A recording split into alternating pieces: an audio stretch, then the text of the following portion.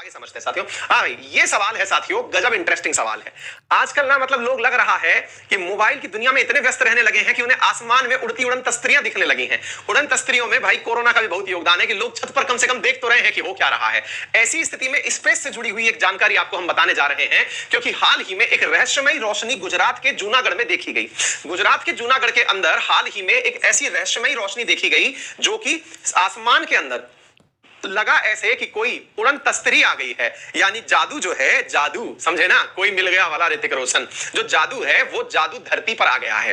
तो जादू धरती पर आ गया है, ऐसी फीलिंग कैसे आई, आइए जरा हम बताते हैं और आपको बताते हैं कि क्या वाकई में ये यूएफओ थे या कुछ और था। साथियों, वर्तमान में गुजरात में एक बहुत बड़ा रहस्य का विषय बना हुआ है। आज से 2 दिन पहले की रात, सोमवार की रात को जूनागढ़ के अंदर यहां पर कुछ इस प्रकार की आसमान में जलती हुई लाइटें दिखाई दी, और ये लाइटें कम दूरी पर नहीं, बहुत ऊंची दूरी पर थी, और 7 लाइटें इस प्रकार से जल रही थी। लोगों ने इसके वीडियो तक रिकॉर्ड कर लिए। आप जरा वीडियो देखिए, लोगों ने वीडियो रिकॉर्ड किए हैं। आसमान में जगमग जगमग होती हुई ये लाइट्स दिखाई दी हैं। साथियों, ये जगमग हुई लाइट्स जो दिख रही हैं, ये हिल भी नहीं रही हैं, यानी फिक्स प्रकार की लाइट है। शायद आपको दिख रही हो, फिर से मैं एक बार दिखाने का प्रयास करूंगा। ये लाइट्स को वीडियो के अंदर जब रिकॉर्ड किया गया तो कुछ इस प्रकार से दिखाई पड़ी। देखिए, यदि आपको दिख गई हो तो बात कहां की हो रही है, गुजरात की बात हो रही है। सौराष्ट्र क्षेत्र के अंदर गुजरात, जूनागढ़ और राजकोट के नजदीक साथियों एक गांव है जिसका नाम है उपलेटा। उस उपलेटा के आसपास इस तरह की चीजें दिखाई दी गई।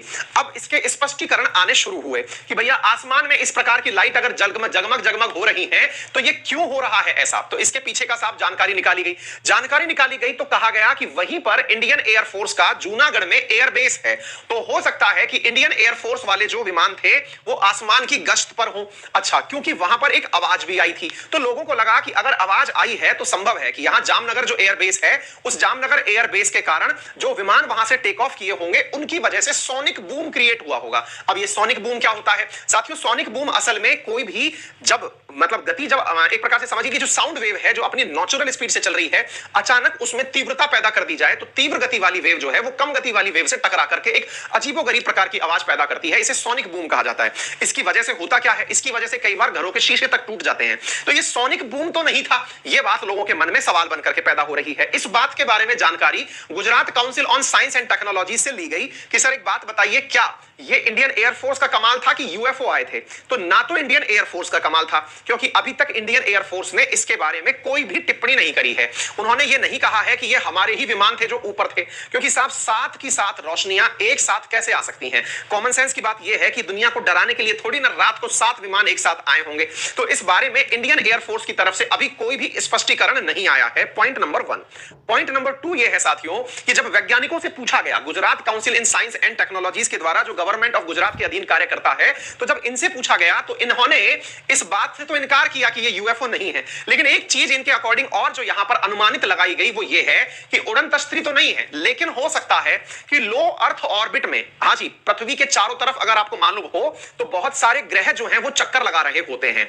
आपको मालूम होना चाहिए कि पृथ्वी से 300 से 450 किलोमीटर की ऊंचाई पर लगभग 3000 से ज्यादा ग्रह चक्कर लगा रहे हैं। वो जो भारत या अंतरिक्ष में दुनिया के देशों के द्वारा भेजे गए हैं, जिन्हें आप सैटेलाइट कहते हैं। तो यहां पर इन लोगों का कहना यह है कि संभव है कि उड़न तस्तरी के स्थान पर लो अर्थ ऑर्बिट में चलने वाले सैटेलाइट कुछ ज्यादा नीचे तक आ गए हों, लेकिन इस बात में भी कुछ ज्यादा दम लगता नहीं है। आप पूछेंगे क्यों? क्योंकि इसके पीछे का लॉजिक यह है साथियों कि सैटेलाइट पूरी धरती जो लो अर्थ ऑर्बिट होता है उसमें सैटेलाइट इतना तेजी से घूमता है कि आप उसे ट्रैप नहीं कर सकते।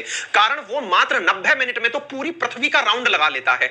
यहां तो लोगों ने बकायदा वीडियो बनाया है, पॉज लेके वीडियो बनाया है। दैट मींस कुछ तो गड़बड़ है दया, यानी ये गड़बड़ क्या है इसका स्पष्टीकरण चाहिए। लेकिन सामान्यतया ये होता है कि यूएफओस जो कि मन में एक विचार ही है, आपके मन में भी होता होगा बहुत बार, क्या वाकई में अंतरिक्ष से उड़ती हुई उड़न तस्तरियां आती हैं जो फिल्मों में दिखाया जाता है, क्या उनमें सच्चाई है? साथियों, इसके बारे में बहुत सारे कयास हमेशा से लगाए जाते रहे हैं, और इसके पीछे का जो सबसे महत्वपूर्ण जो कयास लगाने का कारण है वो ये है कि हमेशा से इंसान के मन में ये विचार रहा है कि जब इंसान चांद पर किसी को बिठाकर रॉकेट पे भेज सकता है, तो मान लीजिए कि चांद पर कोई ऑलरेडी रह रहा हो, तो उसे तो चांद पर आया हुआ नील आर्मस्ट्रांग ऐसा ही लगेगा ना कि यूएफओ आ गया है। यूएफओ का अर्थ क्या होता है? अनआइडेंटिफाइड फ्लाइंग ऑब्जेक्ट्स, यानी जैसी चीजें उड़ती हैं वैसी ना होकर के अनआइडेंटिफाइड हैं, तो ऐसी चीजें यूएफओ कहलाती हैं, है ना? तो ऐसी चीजों को, अनआइडेंटिफाइड फ्लाइंग ऑब्जेक्ट्स को, मान लीजिए कि किसी अभी तियान्वेन मिशन भेजा गया है ना, परसिवरेंस भेजा गया, होप मिशन भेजा गया, ये सब मंगल पर गए। मंगल पर जब गए तो ये जब उतरे होंगे, और मान लीजिए मंगल पर कोई रह रहा हो, कल्पना करिए मंगल पर कोई रह रहा हो, उसे देखकर क्या लगेगा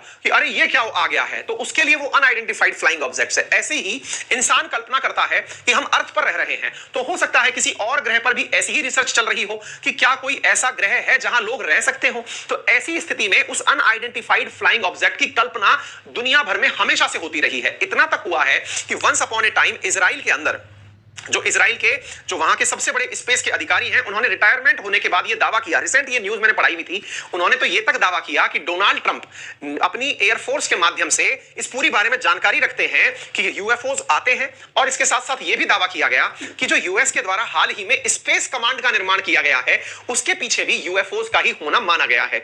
स्पेस कमांड आपको मालूम होना चाहिए, डोनाल्ड ट्रंप ने स्पेस के लिए एक सेना का निर्माण किया है और उसके लिए भी उन्होंने जिम्मेदार ठहराया। और उन्होंने यह तक कहा कि जो अमेरिकी प्रेसिडेंट्स हैं ये यूएफओ से बात करते हैं। इस बात के बारे में सत्यता कुछ दिनों पहले अमेरिका से और उजागर हुई, जब अमेरिका में लास्ट मंथ की मैं आपको बात बताता हूं। लास्ट मंथ मई 2021 की बात है। मैंने उस समय इस न्यूज को नहीं कवर किया, मैंने कहा 2-4 न्यूज एक साथ इकट्ठी हो जाएंगी तब ले लेंगे। तो मई 2021 अभी जो गया है, इसी की बात बता रहा हूं, लास्ट मंथ की। इसमें एक डॉक्यूमेंट्री फिल्म मेकर ने बकायदा एक वीडियो रिलीज किया, जिसमें उन्होंने बकायदा एक वीडियो रिलीज किया जिसमें उन्होंने बताया कि अमेरिका की नेवी ने 9 यूएफओज को ट्रेस किया है। वो वीडियो मैं आपको दिखाना चाहूंगा, जरा आप देखिए। ये इन्होंने वीडियो रिलीज किया, इन्होंने बताया कि देखिए किस प्रकार से एक यूएफओ नेवी के द्वारा लीक हो गया है। यूएस नेवी का लीक्ड वीडियो है, लास्ट मंथ का वीडियो है साथियों ये। और इसमें ये यूएफओ का एक्सपेक्टेड 9 यूएफओ इन्होंने ट्रेस किए हैं, ऐसा इस फिल्म निर्माता का दावा था। हालांकि इस बारे में लीक्ड वीडियो के बारे में जब नेवी से पूछा गया तो उन्होंने, और मतलब बकायदा इस बारे में भी बहुत बार कयास लगाए जाते रहे हैं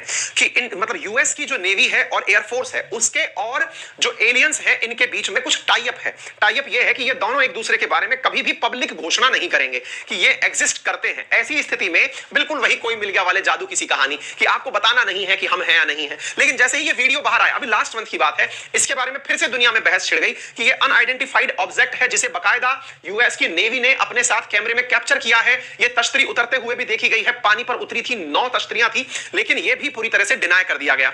लास्ट मंथ मैंने 2 महीने पहले ही आपको पाकिस्तान के पायलट्स की भी एक बात बताई थी। वही पाकिस्तान के पायलट जहां पर 60% पाकिस्तानी पायलट जिनके पास फर्जी पायलट के सर्टिफिकेट्स हैं यानी ड्राइविंग लाइसेंस हैं, उनके साथ में भी एक घटना निकल के आई थी। उन्होंने भी हवाई जहाज में रहते हुए यूएफओ का वीडियो रिकॉर्ड किया था। अगर आपको याद हो तो मैंने लास्ट मंथ पढ़ाया था, ये प्लेन उड़ा रहे थे और प्लेन की छतरी में से, जब प्लेन के शीशे में से इन्होंने बाहर देखा तो इन्हें इस प्रकार का एक चमकता हुआ गोला दिखाई दिया था। इस चमकते हुए गोले के ऊपर लोगों ने खूब मजाक बनाई थी कि पाकिस्तानी लोग जो कि ड्राइविंग के फर्जी लाइसेंस लेकर के जहाज उड़ाते हैं, उन्हें कहीं गोला दिखा था या राफेल दिखा था। इस बात का बहुत मजाक बनाया गया था। कईयों ने तो ऐसी मजाक बना दी थी कि पाकिस्तान को अपना ही कटोरा जो मांगने के लिए ले रखा है वो शायद उल्टा दिख गया हो। कुछ ने इस प्रकार की भी मजाक बनाई कि क्या पता यूएफओ पाकिस्तान में आ जाए और वो उनका यहां पर आने के बाद एलियन कहे कि हमारा रिमोटवा दिलवा दो क्योंकि वो लुट जाएगा। इस प्रकार के बहुत ज्यादा मीम्स पाकिस्तान के खिलाफ भी बनाए गए थे। लेकिन इन सब के पीछे कहीं ना कहीं यह प्रश्न जरूर उठ खड़ा होता है कि क्या वाकई में ये सब चीजें होती हैं। इस प्रकार की जानकारियां आपको मिलती रहे, इससे ज्यादा और क्या रोचक हो सकता है।